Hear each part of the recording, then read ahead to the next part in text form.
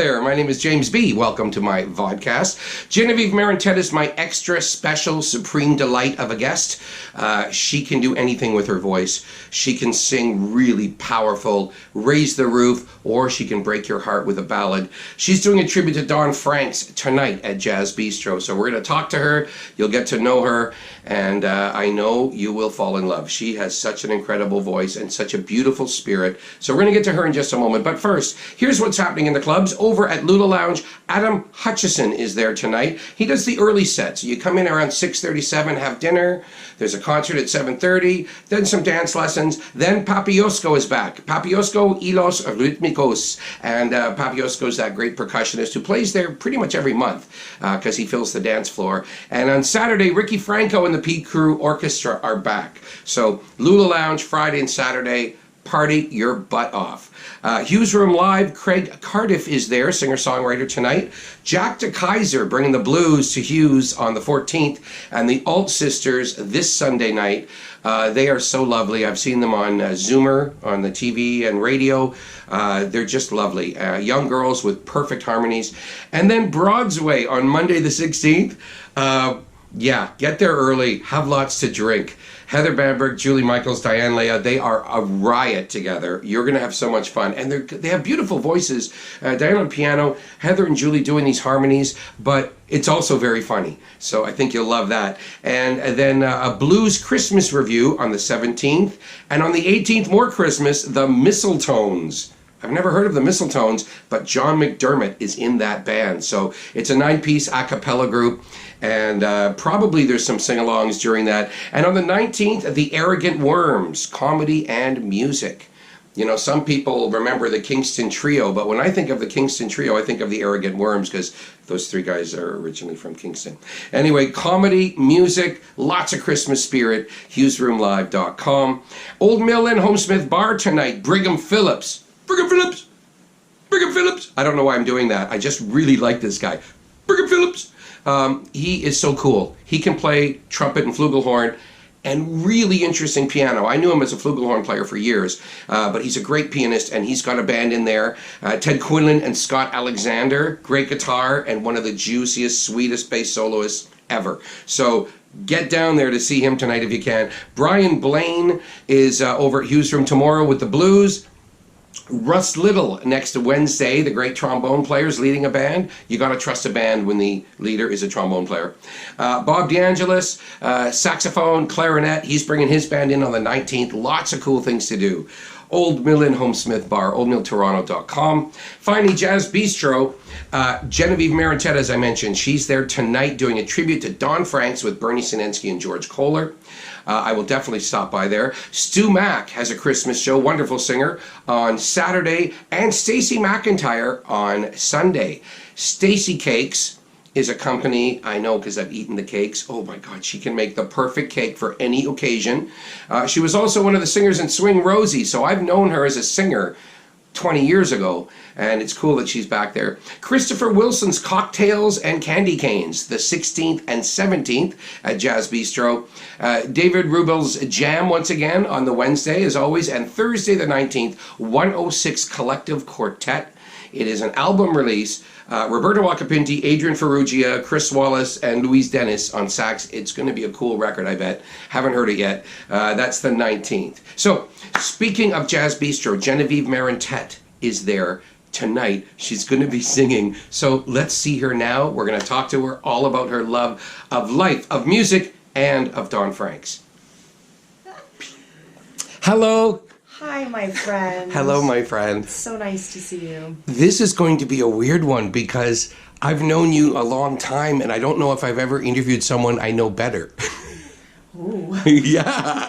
So first of all, about your childhood, Leamington, your love of singing, because I want to start at the beginning here. When did you figure out that you needed to sing? Actually, it wasn't Leamington, which is the capital of tomatoes in Canada. Yum. No, it wasn't there, but there is a beach next to Point Pelee called Marentette Beach that my grandfather founded and managed and farmed land all around there. And actually, I was just down there paying homage to it, we walked to the point of Point Pelee, and it was beautiful. And it was a great hike. I recommend it. It's the beautiful southernmost part of Ontario. So you were in a not even as big a town as Leamington. You were in a smaller area. Yeah, I'm from that region, Yeah. and the Marentette and the Girard families from which I descend, like most early French settlers, came over around 1756, and they came to Detroit, the Strait, Detroit. And so my ancestry is French, but it's a mixed bag. You know, a little bit of Métis in there, some Irish, German, English, Scottish. All the early settlers that came before there was a division of country between Canada and America. So I have family roots on both sides of the border. And I'm when American you say French and American, that's right. Canadian French. I'm both. But that explains the Detroit connection, because you spent a lot of your formidable years in Detroit singing and hanging out in the clubs and seeing that scene, right? Yeah. So my mom kind of ricocheted like a Rolling Stone musician does. She was a single parent. She didn't have it easy, but she tried really hard to kind of better our lives as best she could. And so she bounced kind of from commune to commune, in house to country to back to city. So we lived in Windsor in project housing. Yay, it's still there. It's disgusting, actually. It needs to be mowed down and rebuilt. Start over, yeah. But my early life was a very humble beginning, and my mom wanted to make that better as a single parent, as a struggling musician and a social activist, and so she moved us way up north. To a commune up north, and so those are very vivid childhood memories because they're so different than living in a city. And I've been back to visit that wonderful, weird commune, which is more like a refugee camp for anarchists. In my adulthood, I realized it wasn't really a hippie commune. It was more like where anarchists were living who wanted to just be wild. And live a whole different lifestyle. Whole different lifestyle. But anyway, it wasn't very successful, to be honest. Like, it's not happening still today. It's just a remnant of what it was intended to be. But interesting nonetheless. And then communal housing in Toronto, and then some more in Windsor. And I did go to high school in Windsor, which is where I went to a performing arts high school, which is where a lot of my jazz foundation started. But you were singing as a little child running around, right? I was singing with my mom professionally since the age of 5. We had a touring act when I was 5. We toured Ontario on an Ontario Arts Council grant way back in the 80s, the early 80s. My mom had this band called the Fun Company with all the kids. We dressed up in costumes. We went to Ontario schools, hospitals, libraries, and we performed for kids with puppets and musical instruments. And Amazing. I had my own number, which was Me and My Shadow. Awesome. That was my first number when I was 5. So been on the stage since I was 5. Wow. And then Detroit, so you're in Windsor, you're going to school, learning a little bit more about music and theater. And High school was the high school built by Hiram Walker, who founded a Canadian club. And so my jazz education came from the back of whiskey. Yay! And continued. I went to school, and then I was working in a gallery and a Bohemian vegetarian cafe, and managing a clothing store, and singing in a casino in Detroit, the Motor City Casino, all at the age of 18. And then I was encouraged to take my craft seriously and pursue a higher learning. So I auditioned to Humber, got in, and went to Humber, which is where the real Toronto leg of my life began. Right. Now, some of these teachers, they speak so highly of you. I don't know how many of these are just friends of yours who work with you and how many actually taught you. Ted Quidlin, for example. I had private lessons with Ted in second year. He is wonderful. He actually taught me what a contrafact is. He was like, why don't you take some tunes that you love and write new lyrics and melodies to them? And so I did that. I did that with a Don Thompson tune. Well, I just wrote lyrics to his tune "Gone Astray," and Soul Eyes. I wrote a lyric to that, and then some other things where I was reworking melodies. But to this day, like, to try and rework a jazz melody is really challenging. So I haven't published any contrafacts that are my own. But I just published a contrafact that was Don Frank's, which is a Moon River contrafact, where he took that beautiful harmony and put a whole new, incredibly inspired lyric a lovely meditation over it, and it's a really great contrafact. That's probably the best example of a contrafact I could think of. Is Well, actually, a blues or rhythm changes is probably the most famous contrafact, and then there's many other where someone will get on the stage and say A train and B flat, and then that they'll play their own new melody to it, and that's a common practice in jazz tunes. Yeah. Cool. So other teachers, Don Thompson, you just mentioned, you wrote a song with him, and he was one of your instructors. Well, no, as well? I just wrote lyrics to his song, and then he was like, "We're going to record that," and because I had him as an ensemble instructor, so wonderful, for 2 years, and he's one of those mentors that really gives you a lot of grace and freedom, and he's really supportive and very responsive emotionally to music.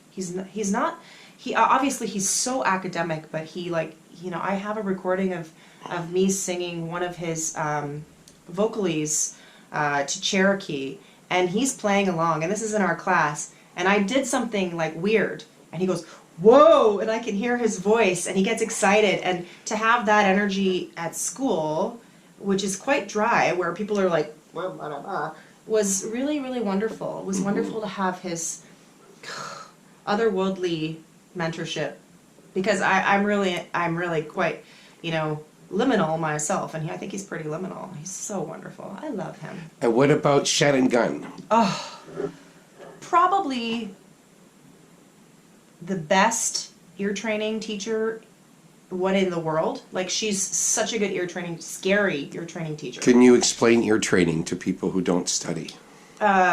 Chord qualities, major, minor, augmented, diminished, etc. And intervals. My body lies over the ocean. That's the sixth. So you have to know that stuff, and to be able to improvise and to understand harmony, you've got to know it lickety split. And I wouldn't say I do these days, but during school I improved leaps and bounds because of her instruction and private instruction. She has a really, really special, intuitive way of keeping you on your toes and keeping you going.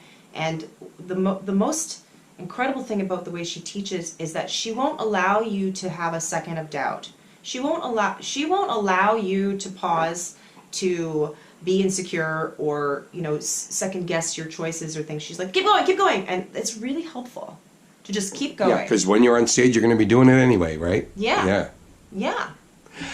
Out of all the things, you're leaving Humber, and suddenly you find yourself kind of managing other people. When I met you, you were promoting Dion Taylor, and I didn't know you were a singer for several months. Right.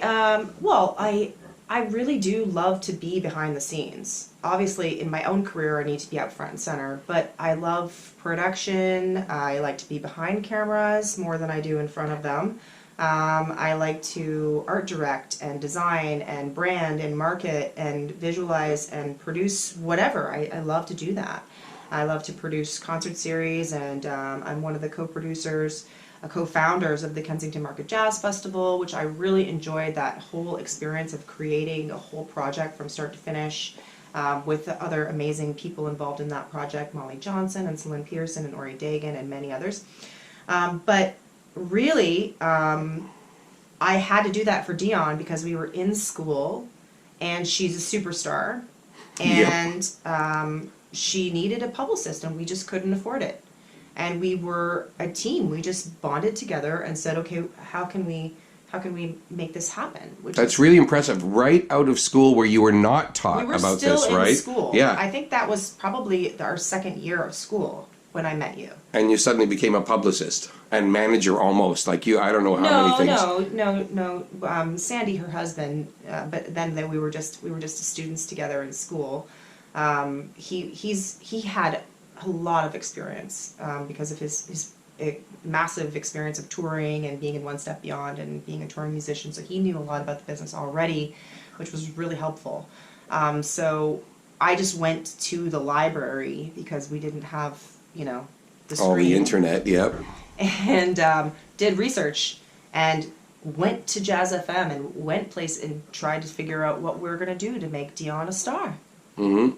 Yeah, and then she sang for the Queen and She sang at the White House. the White House Exactly. for the first Bush. Yeah. And but with incredible musicians around her, and she really deserved that. She's a star. So right now you are. Oh, sorry. I want to go to Asia for a moment. The amount of time you spent in Hong Kong, a little in Shanghai, Tokyo, different places. How was that as far as being a singer? You're out of school now, and you're going in to sing what, 5 or 6 nights a week? Well, I did that before school. I didn't know that. I did that before school. I was singing 6 nights a week at the New York Steakhouse in Windsor when I was 18. So it was like what I was used to, and yeah, I don't know. It was hard. It was the first gig was Lobby Lounge, so the Shangri-La in Hong Kong. If you've been to Hong Kong, in Kowloon. So not the island Shangri-La, which is probably the flagship of the Shangri-La group, but the Kowloon Shangri-La lobby. So it was a thankless job. I was background music. And my agent was like, just be the flower of the lobby. And when she told me that meditation, I was very grateful because I was fighting to grab attention and entertain like I had been. But I really just wanted to sing anyway. So when I managed to center myself and just be the lily of the lobby, like she had suggested, so brilliantly, it really healed a lot of things for me at that time after school, which school was very hard and confusing for me spiritually, because school is a jury-based process where people judge you. And for me, music was never that.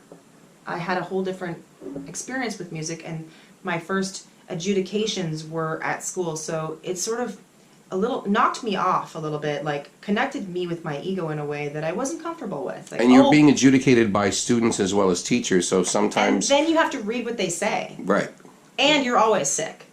If you're at Humber, and I know our friend Katie Georgie, who's at Humber right now, when I talk to her, I'm like, how are you doing? She's like, whoa! Because it's a hard program. Everything bottlenecks towards Christmas, like right now, which is, it's going to bottleneck for all the students at Humber who are trying to get all their juries ready, and it's a really intense program, and it just took, I needed a minute to just sing again after that. And Hong Kong gave that to me. I kept going. I went to Shanghai, and then at some point I was like, I can make a living here and have a low profile, and it's great, and I'm actually earning a living, and I need to pay my student loans. So I just kept doing it until my student loans were all paid. I paid for every cent of my education and all the interest that came with that. Yeah, right. A lot of interest, I'm sure. Anyway, I paid every cent myself, and then I continued to work in Hong Kong as a freelancer for a while, which was amazing, and I built a big community around me that I can still access to this day. So it's nice to go back there. That's right, and that is the main thing I think about school is your teachers and your students. You really make some friends for life down the road. You just keep seeing them, hearing about them, bumping into them. Yeah, I mean, at Humber, especially like the incredible mentors and teachers that are at Humber. Humber really has an incredible staff. Yeah. Now you are back in Toronto, kind of based here again. We're hoping. We never know if you're going to be in the country or not. Is it a question? Yeah. What's your plan? It's hard for me to have a plan because we're in a housing crisis at the moment, which I don't really want to talk about. Right now I'm housed by wonderful benefactors who are helping me with their housing, but it's temporary. And I'm trying to look towards co-living with some other musicians and maybe having a very nurturing music house that allows other musicians to come and stay, to do house concerts, to create, and that can sustain a healthy environment for some musicians. Right, who because might also be displaced. You want to build another event like Seven Fraser, because we did have a giant commune warehouse, didn't we? Yeah, so people may not know that you and I lived together for a long time. And actually, when I did leave for Asia, I gave you a mattress of mine, which you kept in Right. every home that you had. Yeah. And whenever I came home to Toronto, Yep. you were my home. Here's the guest room. Yep, exactly. Thank you for that. And then when I did move in with you as your roommate at Fraser, that was a very special era for us because Unbelievable how everyone can get together, 20 people in a warehouse. Unbelievable. Yes. What an interesting cast of characters and zero pretension and unity and support and love from everybody in one space like that. We each had our own homes, but we had this wonderful lobby connection and we had events and we would support each other's artistic adventures, and it was a very special time, and I wish Toronto wasn't losing that part of its fabric in terms of co-living spaces. But I do hear a lot of conversation about how we can create more co-living spaces, and I hope to be part of that conversation, and I hope to try and encourage artists and musicians to be able to stay in Toronto, because I don't like the narrative of everyone has to go now and move to Hamilton. I'm not really fond of this narrative, and I think we should just fight for our place in this town, you know? I like it. Yeah. Tell me about your love of music from 1969. Well, that happened because you introduced me to David Clayton Thomas, or indirectly from Jazz FM, Jazz Lives, when I was wrangling. And David and I became very good friends over the years. He's like a father figure. And he's always been so supportive of me musically, and we go for breakfast all the time, and we go see music together, and I was making a video for him for his song called Back to the 60s.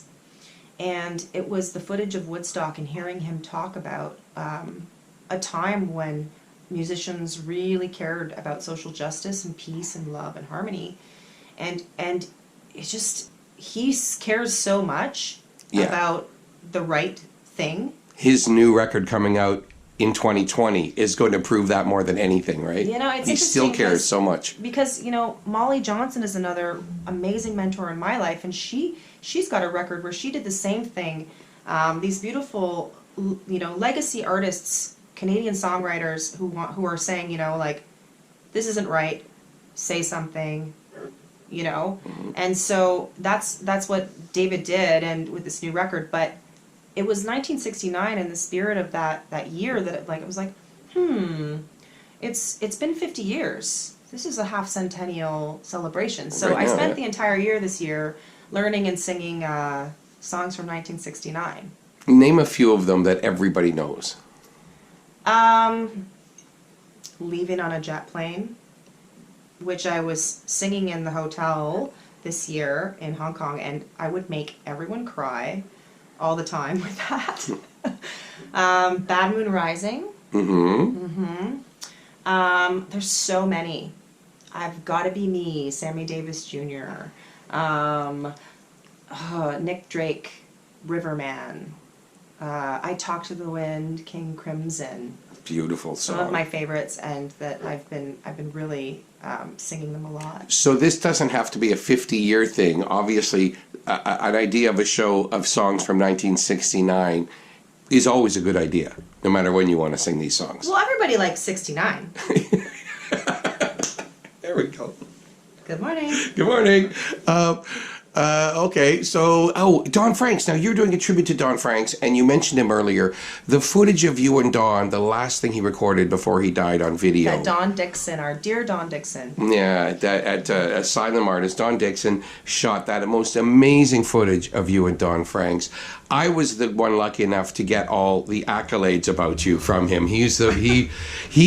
Don Franks was afraid of you when he met you, and then after he heard you sing, he understood you. He used to come to the door, and I'd be wearing some kind of, like, moo-moo. Like, something like this, you know? Can you see this?